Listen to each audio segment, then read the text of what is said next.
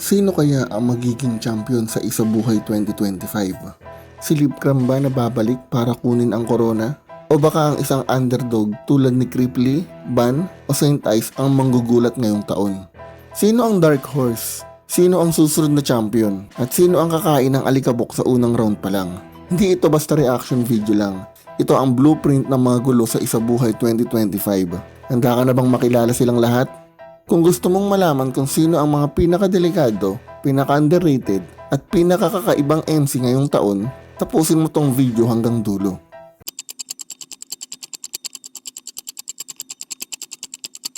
Yo, what's up mga bro? Welcome back sa channel kung saan tinatalakay natin ang pinakamalulupit na eksena sa Flip Top Battle League. At ngayong araw na to, sobrang espesyal ang episode natin dahil iisa-isahin natin ang mga kasali sa pinaka-inaabangang tournament ng taon, ang Isabuhay 2025. Oo, tama ang narinig mo. Lahat ng mga bagong muka, mga veterano, at mga wildcards ay tatalakayin natin. Kaya kung fan ka ng matinding bars, technical na rhymes, at unpredictable na eksena, stay put ka lang dyan dahil ito ang content na para sa'yo. Pero bago tayo magsimula, huwag kalimutang i-like ang video na to kung solid kang Flip Top fan. Subscribe na rin para lagi kang updated sa mga analysis, predictions, at exclusive breakdown ng bawat laban. At syempre, comment ka na rin kung sino ang bet mong mananalo sa Isabuhay 2025. Malay mo, mabanggit natin sa susunod na video. Ready ka na ba? Let's go! Una sa listahan, si Carlito o mas kilala bilang Sayad. Kilala si Sayad sa kanyang multisyllabic rhyme schemes, makata style na delivery at mga barang punong-puno ng simbolismo at talinghaga. Ayon sa marami, ang boses niya ang pinaka-sinister sa buong Philippine battle rap scene. Kaya bawat bitaw niya ng linya parang may dalang kilabot. Mula pa lang sa unang process of elimination, pinatunayan na niyang hindi siya basta-basta. Yung presence niya, mga malalalim na sulat at mga unpredictable na angle niya sa kalaban. Kaya't ngayong kumpirmadong sasali na si Sayad o si Carlito sa Isabuhay 2025, siguradong madodomina niya ang bracket. Siguradong mahihirapan sa bigat at lalim ng dala niya. Sa taglay niyang kombinasyon ng sining at bangis, hindi na ito basta laban. Isa na itong pagbabalik ng alamat. Abangan nyo, dahil kapag si Sayad ang humawak ng mic, may mararamdaman ka talagang hindi lang punchline, kundi panitikan na bumabalot sa lakas. Galit ka ba kay Sayad? Ba't saan mo binabaling? Sa bagay, parehong underground. Pag sayad ng sayad, wasak sa pangilalim! Kung gusto mong manalo, di porke gusto mo, makukuha mo! Di bali. Kung ayaw mong matalo, hindi porke ayaw mo, hindi na mangyayari.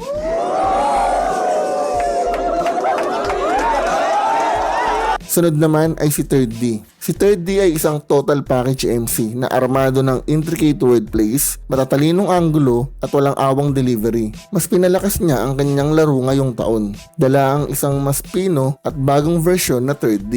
Sa kanyang pangalawang subok sa Isabuhay, handa na siyang patunayan sa lahat na isa siyang top MC na kayang magpabagsak ng kahit sino.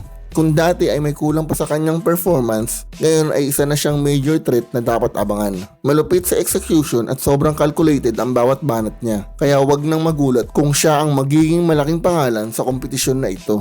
Tanong lang, Muslim ka ba talaga? Sige nga, kabitan mo nga ako ng tempered glass. Kung totoong down ka sa Islam, ba't sa Misaya ka humihingi ng tulong? Pero matanong ko lang, wala ka na ba talagang maisip i-rhyme sa chocolate? Nilait niya misis ni kay Ram, kesyo di na daw nag-ovulate, todo hate. Ang chance na lang daw surrogate, para makatipid edi promo rate, inappropriate yung show mo mate against Lanceta, binobo ng todo sa holo siya na solo take, panay kasi sigaw di magawang i-modulate, slant rhyme king, kanyang trono fake, yung boses iniipit, kala mo na suffocate, sharpshooter kalaban mo, naka-auto aim, kung sakaling mag-survive sa saksakin, mga 4 to 8 gamit, Zorro blade, tas itutugma na lang yung condolence sa chocolate! Next, Article Clipted. Si Article Clipted ay isang madugong wordsmith na may kakaibang lyricism, malalim na references at matinding vivid imagery. Master siya ng left field lyricism, kaya wag natin siyang maliitin. Kaya niyang bumitaw ng seryosong linya at patawanin ka sa isang bagsakan. Kamakailan lang, pinatunayan niyang hindi lang siya pang malalalim na sulat.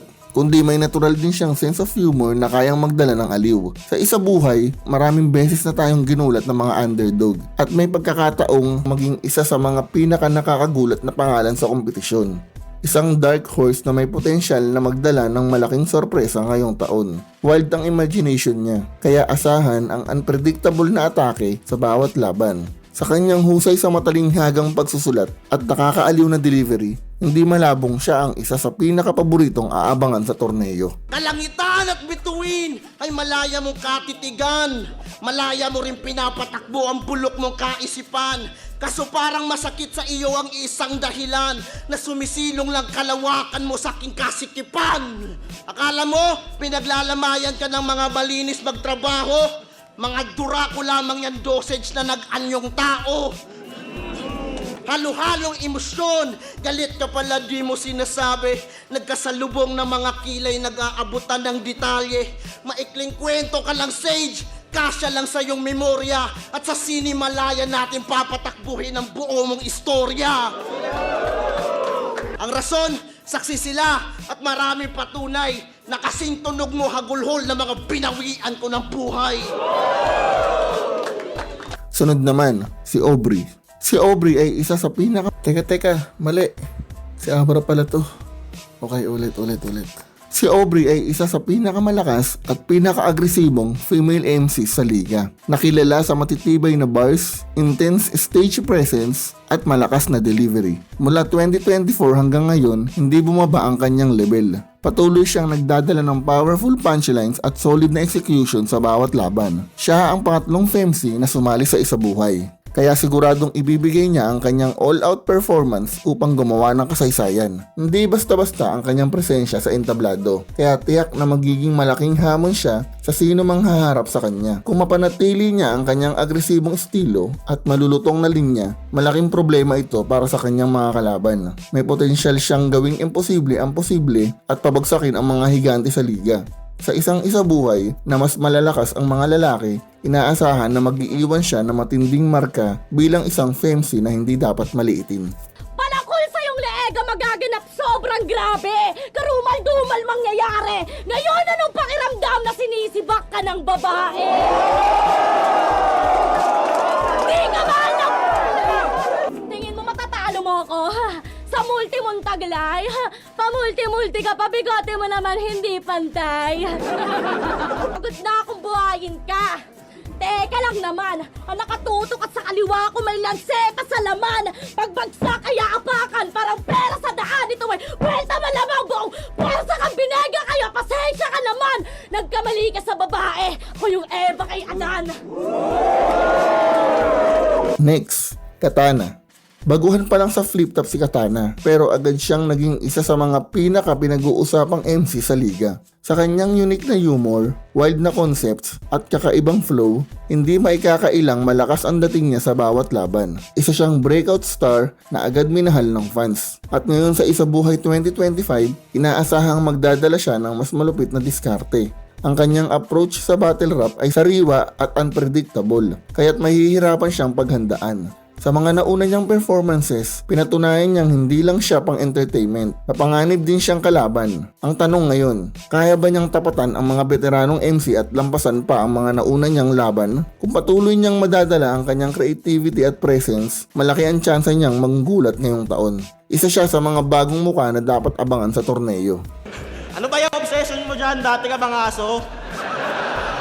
Awang-awa ka sa mga yan? Handa ang sumira ng pagkakaibigan para sa kanilang kapakanan. Ang sarap mong iligaw mamaya dito sa Las Piñas. Tas mag-isa ka lang nang malaman mo gaano kadaming aso nang hahabol pag madaling araw sa daan.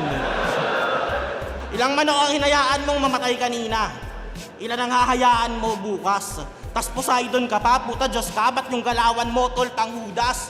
Buhay ng aso mahalaga, pag buhay ng manok, pantayalang boss ang tumutumbas. Tandaan mong ang mga ibon kahit di lumilipad ay mahal ng Diyos, di kumuupas.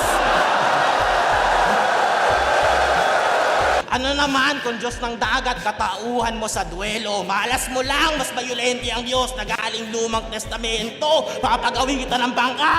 Hindi, sige lang maglangoy. Pero anong gagawin ng dagat mo sa lumikha ng dagat-dagatang apoy? Lahat kayang gawin ng Diyos, di ba? Pues ngayon ka naman nanagot. Gagawin kitang bulate, tol, tas tatabihan kita ng manok. Lahat. Lahat kayang gawin ng Diyos, tama? Pues para mawalan ka ng problema sa mga tao, pag inulit ko yung paggawa ng earth, di ko na din lalagyan ng mga aso. Sunod naman ay si Van. Si Van ay galing sa 4 na sunod na panalo sa gubat. At ngayon, handa na siyang ilipat ang kanyang husay sa mas malaking entablado. Marami na ang nagsasabing siya ang dark horse ng 2025 Isabuhay Tournament. Dahil sa kanyang perpektong timpla ng witty comedy at mabibigat na bara. Hindi lang siya basta nagpapatawa. Bawat punchline niya ay may talas at bawat linya ay may bigat na kayang sumira sa gameplan ng kahit sinong kalaban. Ang kanyang stage presence ay lalong nagpapalakas sa epekto ng kanyang mga banat, kaya't isa siyang seryosong banta sa torneo. Kung sa gubat ay nagawa niyang dominahin ang laban, hindi malabong gawin niya rin ito sa isabuhay. Sa pagsasama ng matatalinong anggulo, nakakatawang delivery at solidong bigat ng kanyang bara, siguradong may ipapakita siya. Huwag maliitin si Van. Dahil sa kanyang estilo, posibleng siya ang isa sa mga pinaka nakakagulat na pangalan ngayong taon. Bukod kay GL, yung naalala namin sa Leyte, Yolanda. Pag nag-rap to, tragedy. Puro lang lies and fallacy. Alimango ka masyado.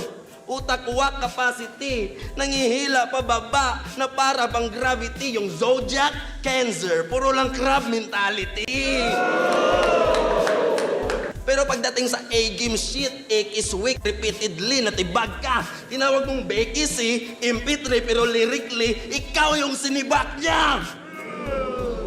Naging sayo pa si lalo ni maganda. Yung senaryo, ang saguano, ikay napunit at plakda. Ni kokado, avocado, yan ang sulit na paksa pagkat nilamon ng alimango at pinufood trip ng bakla. Mukbang! Next naman, Sendlook. Si Sendlook ay matagal nang nagdo-dominate sa liga at ngayon, tila handa na siyang kunin ang Isabuhay Championship. Sa bawat torneo, pinapakita niya ang kanyang kakaibang approach sa battle rap. Isang left field rhyming style na palaging may bagong dala. Kilala siya sa matatalim na linya, multi-layered writing at agresibong presence sa entablado. Hindi na ito ang unang pagkakataon na magpapakita siya ng husay. Ngunit ngayong 2025, mukhang ito na ang taon niya para magsagawa ng full force attack at makuha ang kampyonato. Ang kanyang trademark na unique lyricism at aggression ang magiging susi para makuha ang atensyon ng mga manonood at magpapabagsak sa mga kalaban. Laging handa si Sendlook na mag-out-trap ng mga kalaban nang hindi nagpapadala sa pressure. Kaya't malaki ang posibilidad na ito ang kanyang taon. Sa Isabuhay 2025, asahan na magbibigay siya ng bagong level ng performance na magsisilbing tulay patungong sa tagumpay. Sendlook versus Jonas. Style clash nga raw, no? Sobrang kakaiba ng estilo ko. Lahat ng laban ko ganito. Pag nagbabattle review pa to, wag mo akong aningin.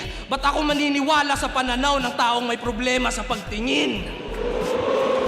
Pag-ibig ang itinanim nang maibalik ang lahat sa balanse. Matagal na ako na nakapikit sa nakakasilaw ng mga brilyante. Hinukay sa kailaliman ng di na makita ng mga diamante. Nahulog sa himpapawid ang mga tumawid sa daan ng alambre. Humahakbang ng matibay sa bawat pagitan ay nakaabante. Mutya ay binahagian ng ginto at pilak na parang galante. Natalo ko yata si M-Set yung napakatikas mo raw na kumpadre. Apo ng apo ni David nagpapatalsik ng mga higante.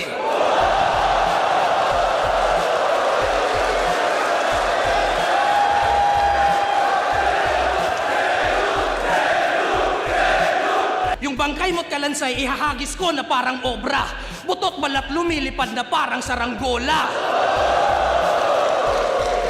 At ang sunod naman ay si Jonas. Si Jonas ay kilala bilang isa sa pinakamalupit at pinakamatalinong joker sa buong liga. At ngayong taon, target niyang patunayan na isa siyang tunay na flip-top heavyweight. Bagamat madalas siyang kilalanin sa kanyang clever at nakakatuwang estilo, ilang beses na rin niyang pinatunayan na kaya niyang bumitaw ng ruthless bars na may bigat at lalim. Ang mga laban niya ay kadalasang nagiging instant classic dahil sa kombinasyon ng jokes at bars. Sa Isabuhay 2025, inaasahang ilalabas niya ang kanyang kanyang top form at ipapakita na hindi lang siya pang punchline, kundi pang corona rin. Huwag mong iisipin na puro tawa lang ang dala niya. Kapag nagseryoso si Jonas, kayang-kaya niyang durugin ang sino mang humarang sa kanyang daan. Posibleng ito na ang taon niya para kunin ang titulo at tuluyang patibayin ang kanyang legacy sa Flip Top. Sa kanyang husay sa timpla ng comedy at solidong bara, isa siya sa mga pinakadelikadong kalaban ngayong taon. Abangan kung paano niya pagsasabayin ang jokes at bars sa entablado. Si Jonas, biyasa sa komedya. Yun lang. Pagdating kay Zendluc, si Zendluca, armado ng mga solidong left field na lirisismo. Boss, hype na hype ah! Boss, hindi halatang meron kang favoritism. Puro kakatangahan. Boss, ipasok mo to ng uprising, bobo rin sa palaman. Kakaganyan mo, munti ka nang di makasakay ng eroplano. Paano walang kaano-ano? Hininga ng ID, sumagot si ako'y paru-paro.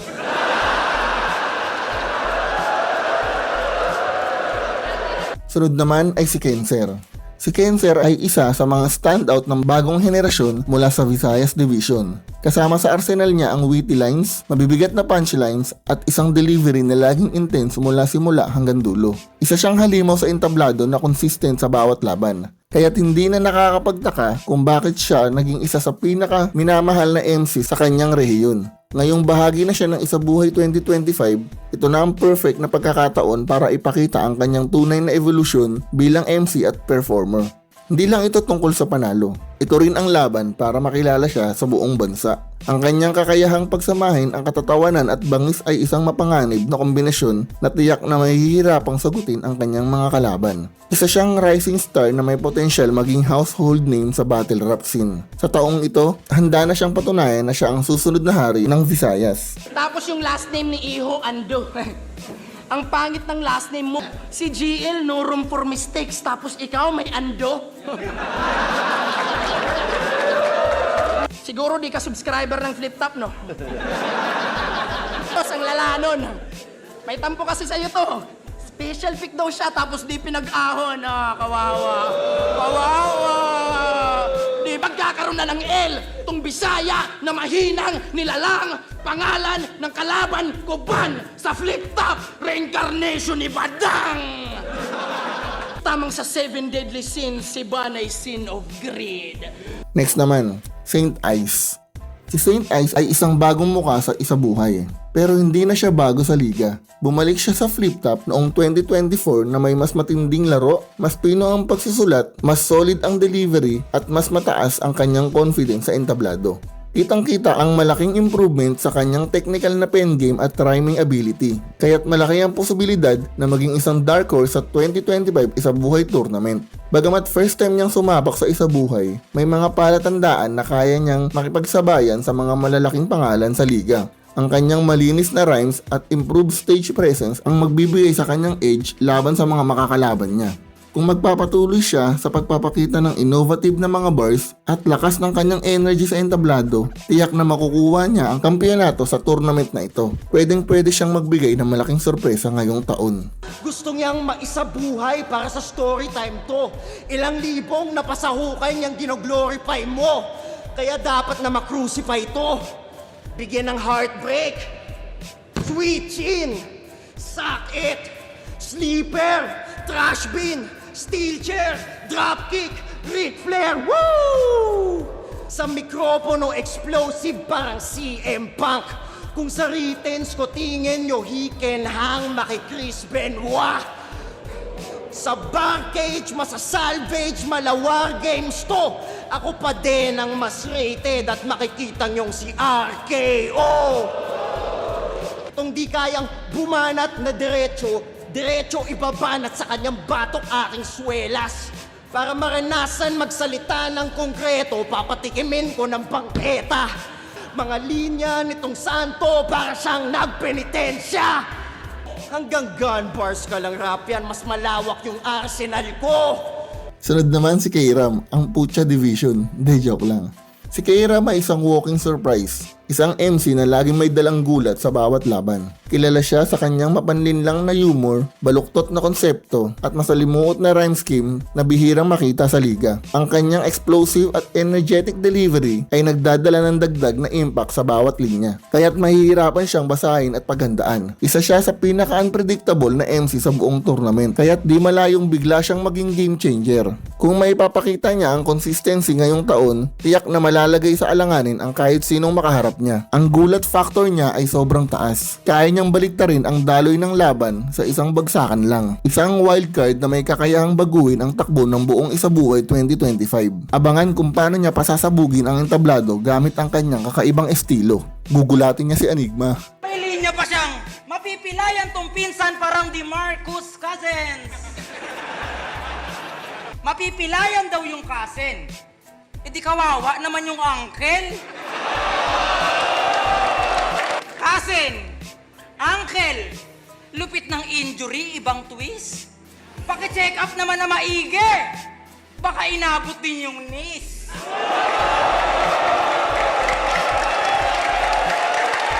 Kaya yung estilo niya, ginawa niyang kakaumay. Ito nagbabaka sakaling makasungkit ng isabuhay. Sobrang dami mo ng battle, kailangan mo pa rin ng patunay. Nasa pagalingan ka pa rin, ako nasa pasarapan na ng ulam. May bars ka, ako nakasakay na sa barko. Magaling ka mag-construct pero ma-establish pangalan ko. May titulo ka pero nakikitira ka lang sa tito mo. At tandaan mong hanggang multi ka lang. Naging multi-cab driver ako!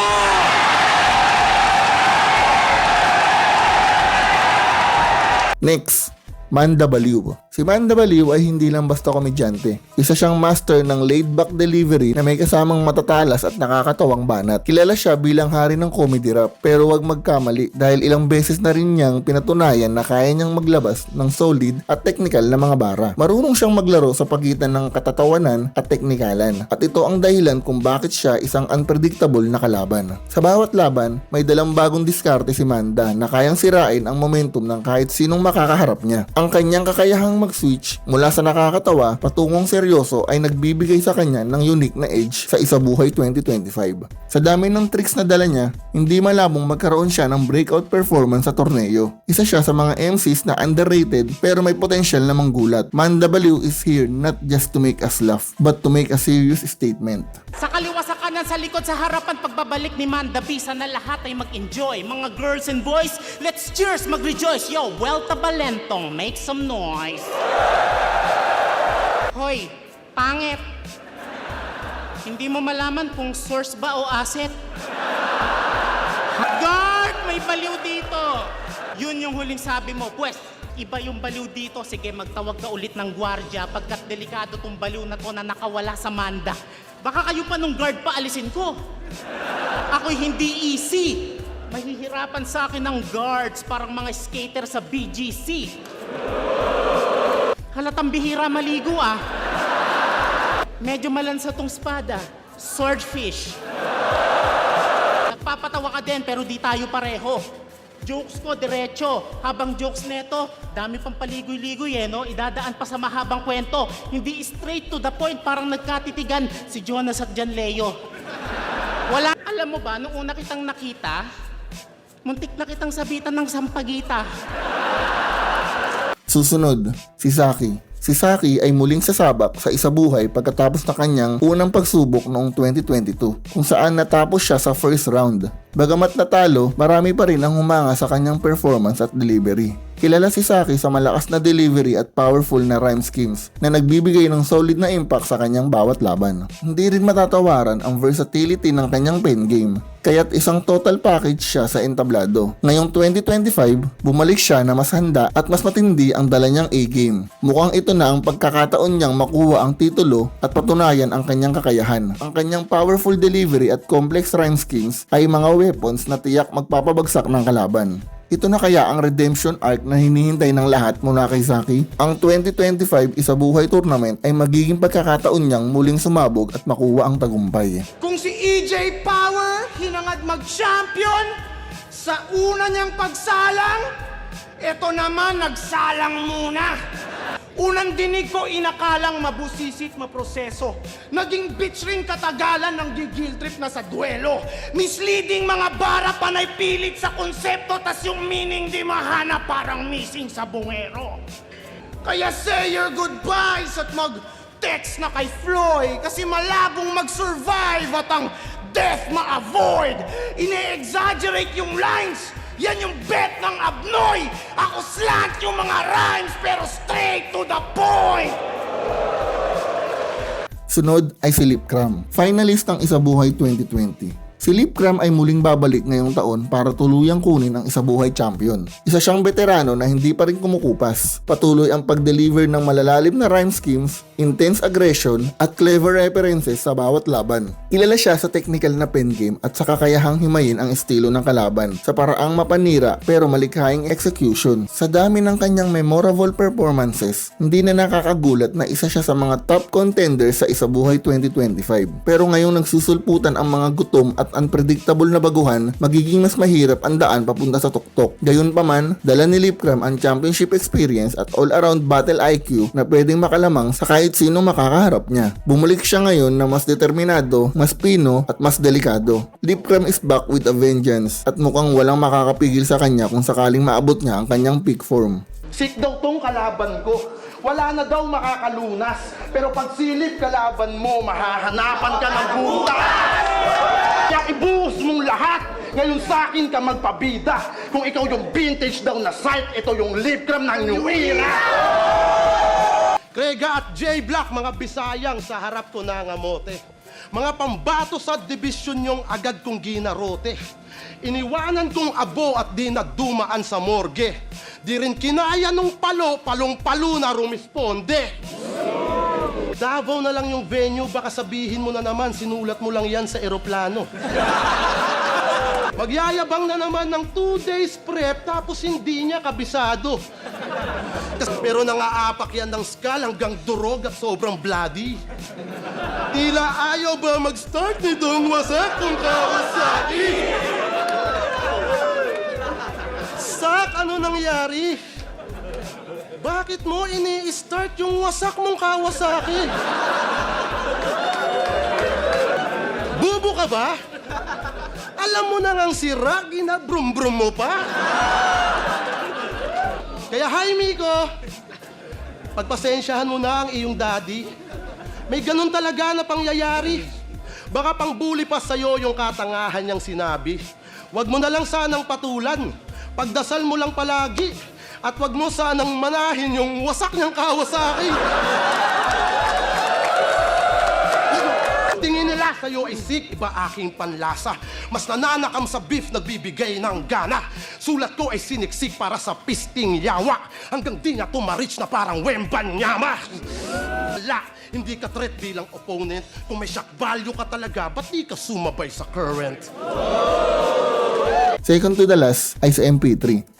Si MP3 ay isa sa mga pinaka-underrated pero pinakamatalinong lyricist mula Visayas Division. Kilala siya sa matinding technical lyricism at malikaing paggamit ng humor. Isang kombinasyong hindi basta-basta. Bagamat hindi pa siya nabibigyan ng full recognition sa liga, ngayon sa Isabuhay 2025 may pagkakataon na siyang patunayan ang kanyang tunay na husay. Ang kanyang evolving presence at unique na approach ay pwedeng sumira sa diskarte ng kahit sinong makakaharap niya. Hindi dapat maliitin ang kanyang estilo dahil may lalim at talas ito na pang-champion. Sa taong ito, kaya niya bang patunayan na siya ang dapat igalang sa liga? Marami ang nagdududa pero mas marami rin ang naniniwalang handa na siyang manggulat. Isang underrated beast na handang magwala pagdating sa entablado.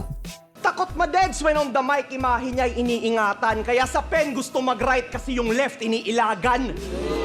Ikaw yung umatras sa battle nyo para yung record mo ma-save. Ikaw yung putapete na afraid. Kung usapang vegetarian, mas na-threaten ka sa steaks nung binigyan ka na ng beef, di ka nag-step up to the plate. Yan si 3D, mahusay, magpa-hype. Biruin nyo, pati si GL ay kinall out itong Tol, pag pinag-battle kayo nun, ikay tiklop dun sigurado. Di ba sabi mo, ikaw yung Bisayang tagapagligtas? Pues di sapat yung trip mo, boy. Hinahanap ni GL mga old gods, ha? Hindi si Kibuloy. Ano akala mo, Astig? Pues kabaduyan mo umaapaw, saktong umaabot kay Kibuloy kasi feeling cool tong taga Davao.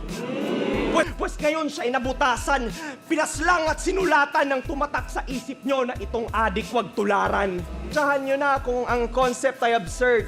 Kung di nyo natripan ang aking mga choice of words, sinagad ko na lahat at in-advance ang aking first, kaya dito pa lang sa second ay tapos agad tong third. At ang huli sa isabuhay lineup ay si Cripply. Si Cripply ay isa sa pinaka-witty at unpredictable na MCs sa buong liga. Kilala sa kanyang creative jokes, intricate pen game at kakaibang aura. Mula sa kanyang matinding pagbabalik noong 2024, mas lalo nag-apoy ang kanyang estilo at presensya sa entablado. Ngayon, sa Isabuhay 2025, oras na para ilabas niya ang kanyang pinakamalupit at pinaka-game-changing na performance. Hindi biro ang kanyang kakayahang pagsamahin ang katatawanan at lalim ng sulat. Isang kombinasyong kayang gulatin ang kahit sinong makakalaban. Ang kanyang unpredictability ang isa sa mga pinakamalalakas niyang sandata, kaya't imposibleng mahulaan ang atake niya sa bawat round. Si Cripply ay hindi lang basta MC, isa siyang eksperto sa pagbuo ng anggulong hindi mo inaasahan. Kung sa comeback pa lang ay napahanga ka na, mas lalo kang mapapabilib ngayon. Abangan ang bomba niyang dala ngayong taon. Bago ko ibadibag si BR na nagsasalsal pag nakachempo. Like kung tingin nyong nagpapanggap banlag si John Leo. 12 years ka na sa flip top, laka man lang copycat. Rebelde ka, tapos gupit mo puta laging army cap. Alam mong si Creep iba husay, ipaghukay. Kung lahat ng makakalaban, ako'y nag-iisa tunay. Kaya abangan mo kung magkampiyon sa matira mayaman. Pakilala mo sa akin yung crush mo. Ako titesting dyan. Gagawin ko siyang responsable na single mom. Bars, kaya kang panisin.